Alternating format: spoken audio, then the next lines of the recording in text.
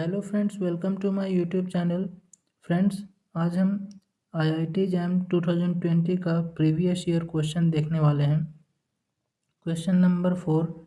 तो सबसे पहले आप इस क्वेश्चन को रीड कीजिए और ख़ुद से ट्राई कीजिए इसे सॉल्व करने का। उसके बाद ही इस वीडियो को देखें तो आपको ज़्यादा बेनिफिट होगा। तो आइए चलते हैं इसके सॉल्यूशन की तरफ। तो सबसे पहले क्वेश्चन क्या बोल रहा है? f is a function from R to R be twice differentiable function if f of x comma y equal to g of y plus x g dash y then यहाँ पे हमारे पास एक फंक्शन डिफाइंड है R से R में और ये twice differentiable function है। ट्वाइस डिफरेंशिएबल फंक्शन का मतलब हो गया कि फंक्शन को हम दो बार डिफरेंशिएट कर सकते हैं। तो इस फंक्शन को डिफाइन किया गया है f of x y equal to g y plus x g dash y. Then इसके बाद इसी से रिलेटेड 4 ऑप्शन दिया गया है। तो इसे हमें ये देखना है कि कौन सा ऑप्शन सेटिस्फाई कर रहा है ए बी सी डी में। ठीक है, तो देखिए इसे सॉल्व कैसे किया जाए, इसका अप्रोच क्या है। तो इसे अप्रोच करने के लिए हम लोग को इसका जो ऑप्शन गिवन है उसे ध्यान से देखना पड़ेगा कि हम लोग कैसे कैसे आगे बढ़ेंगे। तो इसके ऑप्शन में देखिए आपको पता चल रहा है कि D F del F by del X दिया है, del two F by del x del Y equal to del F by del Y. इसका मतलब हमारे पास partial derivative with respect to X करना होगा, partial derivative with respect to Y and partial derivative with respect to X and Y.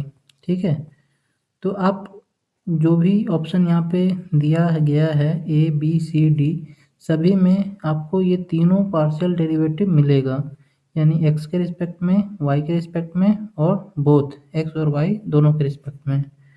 तो हमें ये तीन चीज़ का रिक्वायरमेंट है। ठीक है, तो देखिए यहाँ पे मैंने सॉल्यूशन जो लिखा है उसको आप ध्यान से देखिए। वी हैव हमारे पास ये फंक्शन डिफाइन किया गया है f of x comma y equal to g y plus x g dash y. ठीक है, अब इसके बाद हम लोग clearly from option we need to find, हम लोग ऑप्शन को देख करके ये पता चला कि हमें ये चीज़ फाइंड आउट करना होगा, del F by del x, del F by del y and del two F by del x del y. ठीक है, तो चलिए इसे फाइंड आउट करते हैं। तो ये पार्शियल डेरिवेटिव हमें निकालना है एक्स के रिस्पेक्ट में। तो एक्स के रिस्पेक्ट में कैसे हम लोग पार्शियल डिफरेंशिएट करेंगे, यहाँ पे ये जो एफ है इसी को हम लोग पार्शियल डिफरेंशिएट कर रहे हैं विथ रिस्पेक्ट टू एक्स। ठीक है, तो अब देखिए सबसे पहले हम लोग ये देख रहे हैं कि ये जी ऑफ वाई है। तो जी ऑफ वाई का मतलब जी एक फंक्शन है वाई के टर्म में। ठीक है, तो यहाँ पे एक्स का टर्म नहीं होगा, तो अगर हम ये निकालते हैं del F by del x तो इसमें ये वाला ज़ीरो हो जाएगा। ठीक, तो ये हमने कर दिया ज़ीरो। नेक्स्ट फिर इसे डिफ्रेंशिएट करना है, del F by del x कर रहे हैं हम लोग, ये वाला फाइंड आउट कर रहे हैं। तो इसमें एक्स कहाँ पे प्रेजेंट है, यहाँ पे, और ये क्या है, वाई का टर्म है। तो जो वाई का टर्म है उसे हम लोग कांस्टेंट मान लेंगे। तो ये हमारे लिए कांस्टेंट है और इसका वैल्यू क्या हो जाएगा, एक्स का 1 हो जाएगा। ठीक है, तो वही हमने यहाँ पे लिखा है 1 और ये आउटसाइड ले लिए क्योंकि ये कांस्टेंट की तरह हम लोग ट्रीट कर रहे हैं। तो फाइनली हमारे पास क्या मिल गया, del F by del x equal to del g by del y. ठीक है, तो अब इसके बाद एक चीज़ और यहाँ पे नोट करने वाली बात है कि देखिए जी डैश वाई लिखा हुआ है। अब जी डैश वाई को आप ये भी सोच सकते हैं कि जी डैश वाई को हम ये भी तो लिख सकते हैं del g by del x. ठीक है, आपके माइंड में ये क्वेश्चन आ सकता है कि इस चीज़ को हम लोग ऐसा क्यों लिख रहे हैं, del g by del y ही क्यों लिख रहे हैं, del g by del x क्यों नहीं लिख रहे हैं। तो देखिए del g by del x इसलिए नहीं लिख रहे हैं क्योंकि मेरा जी ऑफ वाई करके दिया हुआ G of Y, G of Y का मतलब होता है कि जी क्या है, जी फंक्शन है वाई का। ठीक है, अब जी मेरा फंक्शन है वाई का, तो अगर हम del g by del x करेंगे तो जी क्या है, अगर जी मेरा फंक्शन है वाई का और एक्स के रिस्पेक्ट में डिफ्रेंशिएट करेंगे तब तो ये कांस्टेंट की तरह ट्रीट करेंगे ना, क्योंकि जी मेरा फंक्शन है वाई का। तो अगर वाई का फंक्शन है, एक्स का टर्म इसमें प्रेजेंट ही नहीं है और हम एक्स के टर्म में पार्शियल डिफ्रेंशिएट करेंगे तब तो ये जीरो दे देगा। तो ऐसा नहीं है, ये तो जीरो नहीं है, तो इसलिए हमने यहाँ पे del g by del y होगा।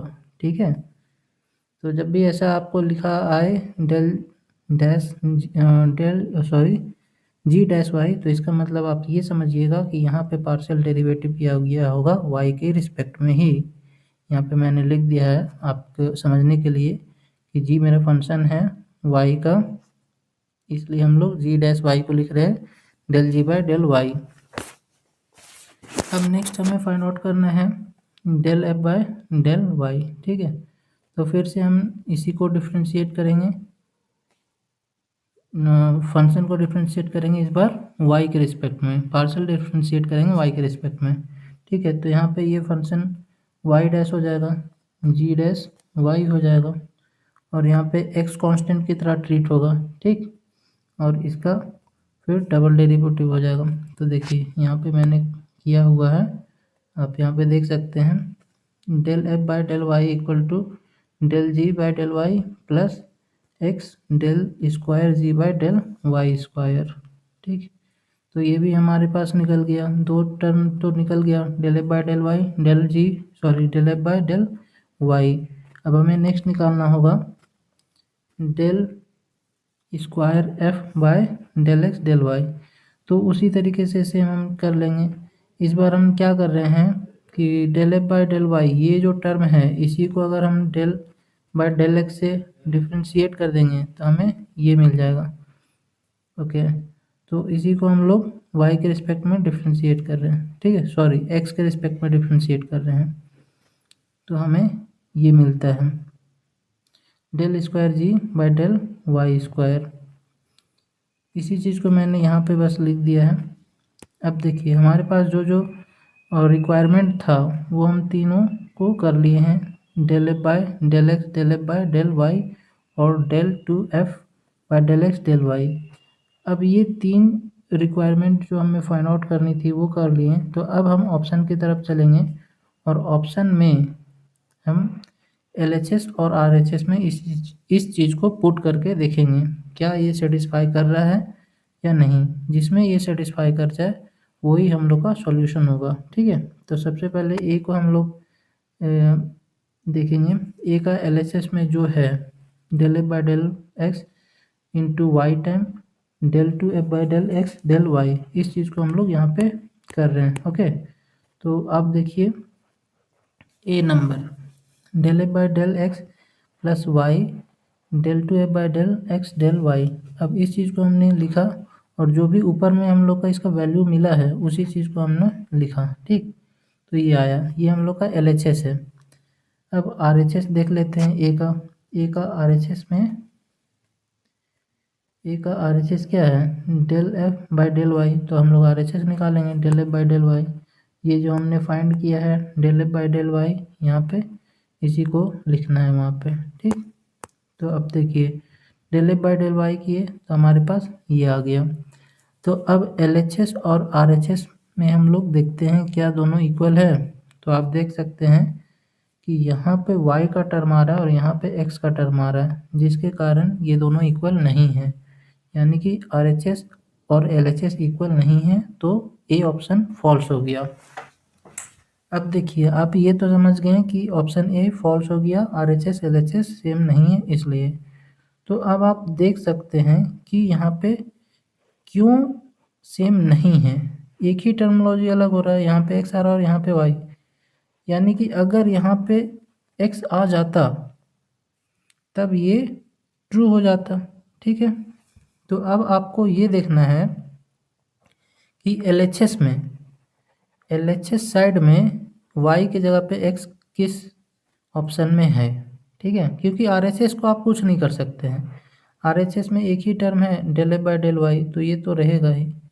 ठीक, तो इसलिए हम लोग LHS वाला ही चेक कर रहे हैं, क्योंकि यहाँ पे y मल्टीप्लाई किया गया है इसके साथ, तो इसलिए हम लोग LHS में ही देखेंगे कि किस ऑप्शन में y के प्लेस पे x है, बस ये देख लेते हैं।